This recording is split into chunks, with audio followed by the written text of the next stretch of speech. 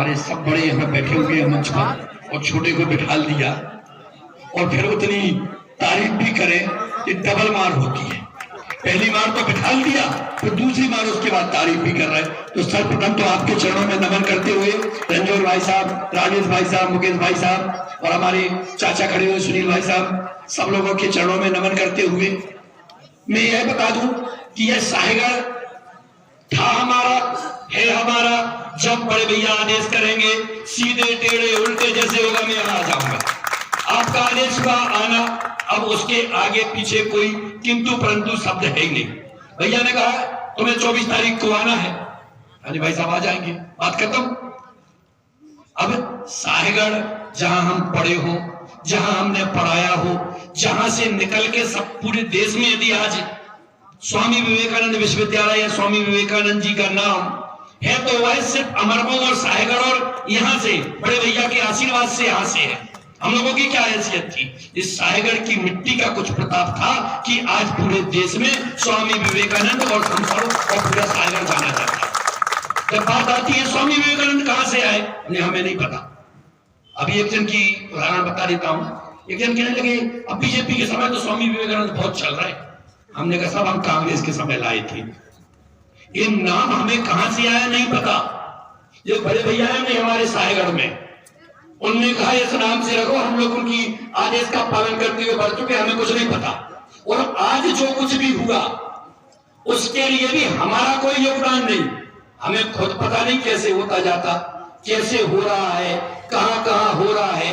हमारे मन में सिर्फ एक भाव है, जब जहां जैसा मौका मिले मानव सेवा करते चलो, समाज सेवा करते चलो, इस साहेगढ़ की भी चिंता करते रहो। बड़े भैया का आदेश हुआ है स्टेडियम, मैं वादा करता हूं भाई साहब, अगर ये स्टेडियम बनेगा और बन के रहेगा, इस बात का वादा हमारा। कहां से होगा कैसे होगा नहीं पता, लेकिन होगा 100% होगा, इसमें कोई डाउट नहीं, क्योंकि हमें अपनी मेहनत पे विश्वास है। और मेहनत करने से ऐसा कुछ नहीं है कि मेहनत करने से कुछ ना हो। कौन कहता है आसमान में सुहाग नहीं हो सकता? एक पत्थर तो तबीयत से उछालो यारो, एक पत्थर तो तबीयत से उछालो यारो। हम जब मेहनत नहीं करेंगे तो कुछ नहीं होगा, लेकिन जब हम साहेगढ़ के लिए ही नहीं करेंगे तो हमारा जीवन बेकार है। जहां से पैदा होके सब कुछ किया और वहां एक हम स्टेडियम के लिए मेहनत ना कर पाए, एक इंडोर स्टेडियम को मेहनत ना कर पाए, तो एक हमारी कहीं ना कहीं कमी होगी। मैं आदरणीय भाई साहब से कहता हूं कि सिर्फ आप आवेदन बना के दो, कलेक्टर से होना हो, आदरणीय भार्गव जी से होना हो, आदरणीय भूपेंद्र जी से होना हो, जिन मंत्री से होना होगा, कौन मंत्री से होगा, लेकिन विश्वास है कि यहाँ हो जाएगा। अभी बहुत सारे अभी खेले लिखे जो आज वो बन गए हैं, निगम अध्यक्ष बन गए, उनमें से भी किसी का होगा तो विनोद गोठिया जी आज बन गए, हो सकता है उनसे भी लाभ मिल जाए, कहीं ना कहीं अपने लिए लाभ मिल जाएगा। और भगवान की कृपा है, जब दूसरे के लिए काम करने बढ़ो काम तो हो ही जाता है। काम करने बढ़ जाओ, एक कदम आगे निकाल लो, सारी कायनात आपके पीछे हो जाती है। और जब आगे बढ़े आपके मन में ये भाव आया, यह भाव आया तो यह कार्य भी हो जाएगा, कोई दिक्कत नहीं है, काम तो हो जाएगा। हम आज गौरवान्वित हैं कि इस जगह पर जहां हमने सब कुछ रहा, हम भी कभी कभी खेलने आए, हम बहुत बड़े खिलाड़ी नहीं है लेकिन खेलते सब हैं। इस साहेगढ़ ने सारे खेल सिखाए हुए हैं, ऐसा कोई खेल नहीं है जो खेल हम खेल ना पाए, सब खेल खेल लेते हैं, चाहे बैडमिंटन हो, चाहे टेबल टेनिस हो, चाहे फुटबॉल हो, चाहे कबड्डी हो, चाहे क्रिकेट हो, भगवान की कृपा से सब कुछ खेल लेते हैं, सब खेलों से। और वह सब कहां से सीखा? साहेगढ़ से सीखा। और जब बात आती है ग्रामीण परिवेश समझने की, तब हम कानीखेड़ी में महुआ भी बीने, कानीखेड़ी में महुआ भी बीने हैं, गुली भी तोड़ी है, तो वो भी सब जानते हैं। छोटी बात भी जानते हैं, बड़ी बात भी जानते हैं। जब बड़े मंचों पर खड़े हो जाते हैं तो छोटी बात भी समझाते हैं और बड़ी बात भी समझाते हैं। देश में ऐसा कोई व्यक्ति नहीं जिसके सामने खड़े होकर बात ना कर सके, ऐसा देश के अंदर कोई है जिसके सामने का वहां बात कराएंगे, और कोई बड़ी बात नहीं है। भगवान ने चाहा, सब सही रहा तो साहेगढ़ का नाम विदेश में भी रोशन हो जाएगा, ज्यादा दिन तक ये भी हो जाएगा बस। और इसके लिए हमारा कोई श्रेय नहीं, सिर्फ प्रताप है इन बखत वली साहिब जी का, जिन्होंने का लोहा सब मानते हैं, हम भी उनके चरणों की धूल है। उसी मिट्टी में हम लोग भी खेले हैं, जिस मिट्टी को वो छोड़ के गए उस मिट्टी में हम लोग खेले हैं, तो हम लोग भी आगे बढ़ते जाते हैं। यहीं से कर्मठता आई, यहीं से ईमानदारी आई, यहीं से मेहनत आई। इन सब का हम अक्षरशः पालन करते हैं और एक बात ध्यान रखते हैं कि हमारे मन वचन कर्म से किसी का अहित ना हो। आज तक ना कभी किया है, ना कभी करता हूं और ना भगवान कभी कराए। और इस कोरोना ने बता भी दिया, ज्यादा स्वार्थ के चक्कर में आदमी को पड़ना नहीं चाहिए। जो स्वार्थ के चक्कर में ज्यादा पड़ता है वह ज्यादा दिन अपने आप को बड़ा महान बना नहीं सकता। मैं तो सिर्फ एक बात कहता हूं, सर्वे भवन्तु सुखिनः, सर्वे सन्तु निरामयाः, सर्वे भद्राणि पश्यन्तु मा कश्चित् दुःखभाग् भवेत्। सबकी चिंता करो, पूरा समाज, पूरा विश्व सुखी रहे, निरोगी रहे, इस बात की हमें चिंता करनी चाहिए। हम सबको यह बात देखना चाहिए। और कम समय के लिए हम इस पृथ्वी पर आए हुए हैं, समय पता नहीं चलता। इस कोरोना में कोई था, कोई नहीं रहा। भाई साहब ने अभी हमने श्रद्धांजलि भी दी, कौन कब ना रहे यह हमें नहीं पता। इसलिए जितना समय है वह समय परोपकार में अपना ध्यान रखो, लेकिन परोपकार भी करो। परोपकार के साथ आप जिंदा रहेंगे, क्योंकि अमर होने कोई नहीं आया है। इस पृथ्वी पर जो आया है वह इसका किराएदार है।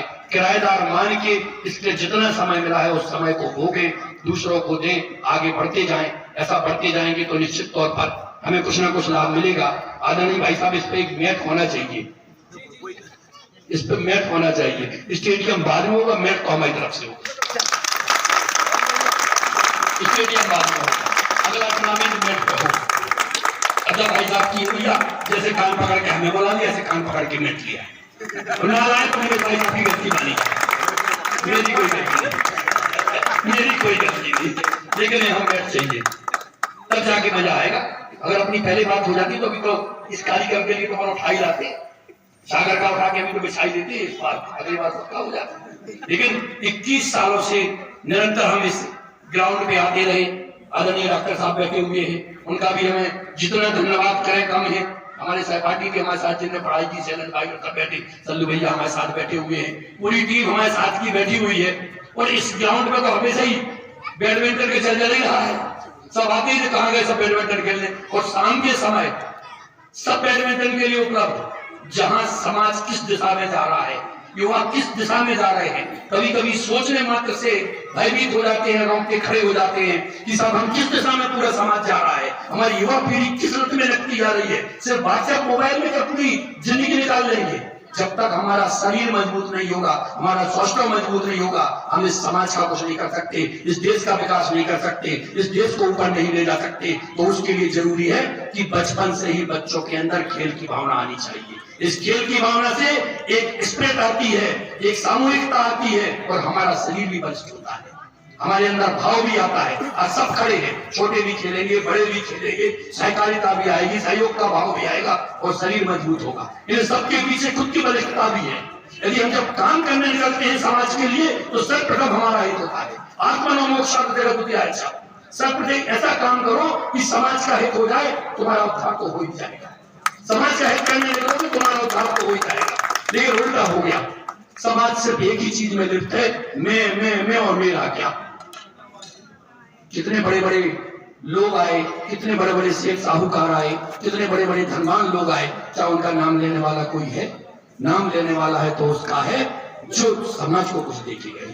तो मेरा यही निवेदन, समस्त इस सायगढ़ के समस्त जो हमारे अग्रज बैठे हुए हैं उनके चरणों में नमन। हमारे जो सहपाठी टीचर बैठे हुए हैं, हमारे दीक्षित जी कुछ भाई साहब भी बैठे हुए हैं, हमारे जो सहपाठी लोग सब बैठे हुए हैं, इन सबके सहयोग से मैं यहाँ भाई साहब के कहने पर आ गया। मैं आना नहीं चाहता था क्योंकि मैं छोटा हूँ और मैंने यहाँ सागर में उद्यम देता हूँ। जब सागर में उद्यम देता हूँ तो मैं अपने आप गर्व से सीना चौड़ा कर लिया करोगे, सागर का आदमी है, सागर से निकला हुआ तो सागर को उद्यम दिए, सागर के सीने को उद्यम दिए, सबके सामने खड़े होकर क्षमता रखता हूँ बात करने की। आप भी आ जाओ, किसी के पास कलेक्टर कमिश्नर जो दुनिया का व्यक्ति हो सबके सामने खड़े होकर बात कर सकता हूँ। यह सब सागर के कारण, यहाँ का मिट्टी, यहाँ का पानी है हमारे अंदर, इसलिए मैं बात कर सकता हूँ। तो यह मान लिया करो कि आपका छोटा भाई, आपका जिन छोटे हैं उनका बड़ा भाई, जिन और छोटे हैं उनके चाचा, जिनके जो लगते हो वो सागर में बैठे हुए हैं, मतलब आप सब बैठे हुए हो।